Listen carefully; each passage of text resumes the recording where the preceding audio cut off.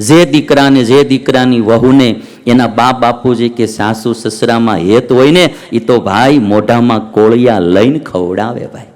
એ કાંઈ વૃદ્ધાશ્રમમાં મૂકવા જાય? હેત ને સ્નેહ મરી પરવાર્યા હોય ને ત્યારે એ વૃદ્ધાશ્રમમાં મૂકવા જાય, નહીતર તો માણા મૂકવા કરવા જાય. એક છોકરો એને પતિ પત્ની બે એના મમ્મી પપ્પા, એની મમ્મી હતી બહુ વૃદ્ધ, 92 વર્ષની ઉંમર, હોટેલમાં બર્થડે ઉજવવા લઈ ગયા, 92મો જન્મદિવસ, અને બહુ સારું ભોજન મંગાવ્યું. અને પછી દીકરો અને દીકરાની વહુ બે આમ માને મોઢામાં કોળિયા દઈને જમાડે. પણ માને થોડો પેરાલિસિસ થઈ ગયેલો, 92 વર્ષની ઉંમર, થોડું શરીર ધ્રુજે, મોઢામાંથી કોળિયામાંથી હેઠું પડી જાય, કપડાં ઉપર પડે, બગડે બધું નીચે. દીકરો ને દીકરાની વહુ એના મમ્મીને એના સાસુને જમાડે છે ભાવથી, અને બધું હેઠું પડે, મોઢામાંય બગડે, અહીંયા દાઢીએ બગડે. આજુબાજુ બેઠેલા લોકો જોવે. એટલે માએ એટલું કીધું, બેટા હું તને કહેતી હતી કે તમે મને આવા આ ઉંમરે હોટલમાં શું કરવા લઈ જાઓ? જો આ મારું બધું મોઢામાંથી હેઠું પડતું જાય, બગડતું જાય, લોકો બધાય જોવે છે, બટા આમાં તમારી આબરૂ હું, તમને શરમ નહીં આવતી પછી આવું થાય એટલે? અને ત્યારે દીકરો કહે, માં હું જ્યારે નાનો હતો અને ત્યારે મારા મોઢામાંથી કેટલી વાર ભોજનના રેગેડા હેઠા ઉતરતા, તું તારે હાડલેથી આમ લોહી નાખતી હતી, તેથી તને શરમ આવતી હતી, મને આજ આવે કે? અને દીકરાને દીકરાની વહુએ છે આમ માજીને ભાવથી જમાડ્યું ને, એ માજીને ખાલી 2 વાર આમ મોઢામાં કોળિયા દઈને જમાડે ને ભાઈ, એને સ્વર્ગ કરતા સારું લાગે, સ્વર્ગ કરતા સારું લાગે. પણ આટલો પ્રેમી હવે આપણામાં રહ્યો નથી. ધીરે ધીરે પ્રેમ તત્વ હાવ મરતું જાય છે, વાસનાઓ ઈચ્છાઓ ભોગવાદ વધતો જાય, એટલે પછી માણા અને સમાજ દુઃખી થતો જાય, માનસિક ટેન્શનો વધતા જાય. જેટલા મોટા સિટીઓ છે ને એમાં ભોગવાદ વધ્યા ને એટલા જ વધારે ઊંઘની ગોળીઓ લેતા થઈ ગયા છે.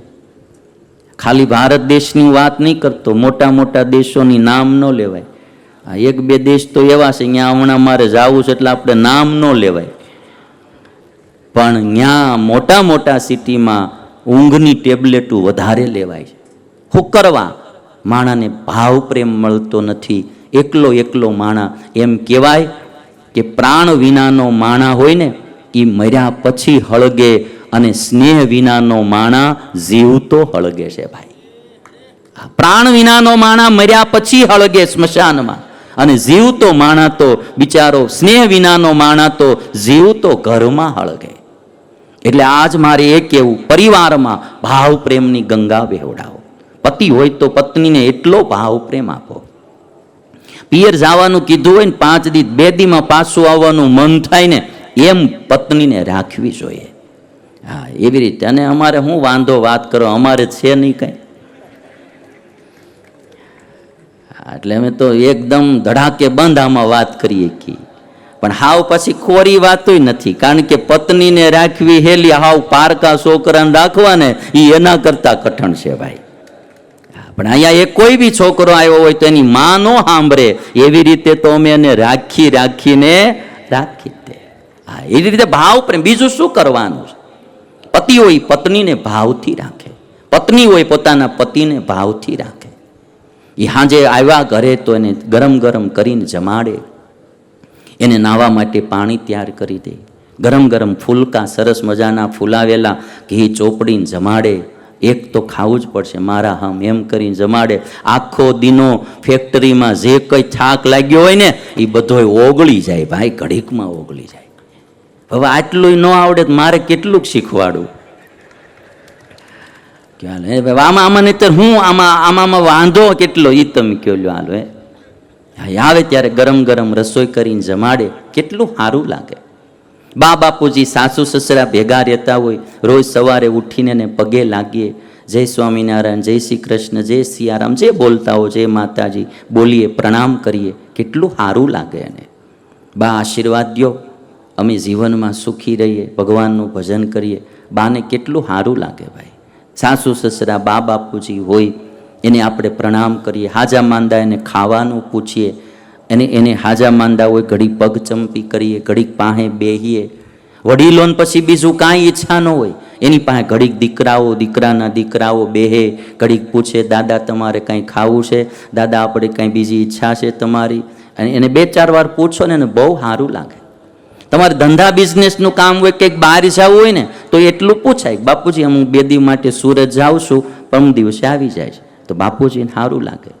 પૂછા વિનાના કીધા વિનાના વૈયા જાવ, કોક કે ભાઈ ક્યાં ગયો તો ખબર નથી, તો એને સારું નાનું કામ હોય. આમાં કંઈ ખર્ચો ન હોય, ખર્ચાવાળો હું તમને કંઈ કહેતો જ નથી. આમાં વગર ખર્ચે ભાવ પ્રેમ વધે ને, એવું તો આપણે શરૂ કરવું જ જોઈએ સંસારમાં. સુખી રહેવું હોય તો, અને આનંદથી જીવવું હોય તો પતિ પત્નીએ હળી મળીને રહેવું, વિશ્વાસઘાત ન કરવા, એક નિષ્ઠાથી રામ અને સીતાની જેમ એક પત્ની વ્રત એક પતિવ્રત રાખવું, એમાં દગાદુગી ન કરવા.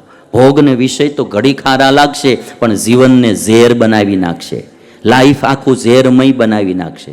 વાસનાની મેં એટલે જ બતાવી વાત, વાસના જીવનને ઝેરમય બનાવી દેશે. બહુ બધા પ્રસંગો આમાં લાઈન બધા અમારે કહેવા નથી, બનેલી ઘટનાઓ, વાસનામાં જીવ કેટલા દુઃખી થાય.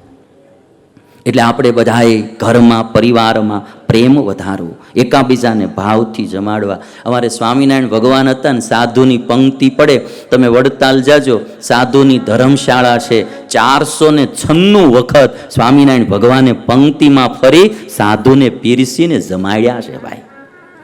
એક વખત નહીં, આમ હેઠે બેઠા હોય વાંકા વળીને પીરસવાનું, બુફે નહોતું તે દી.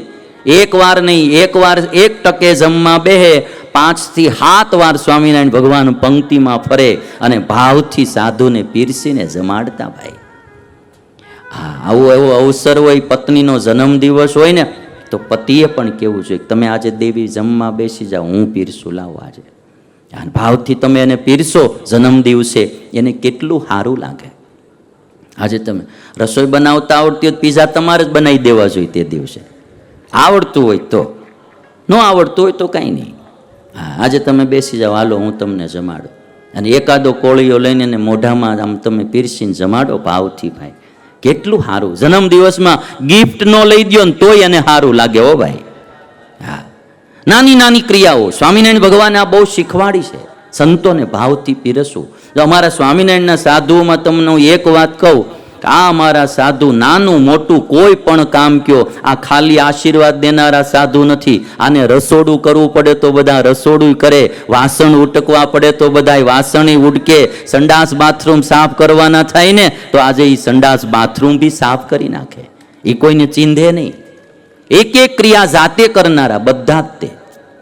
અને સમાજની લોકોની માટે એને શું કરવાનું એ તમે કહો ભાઈ.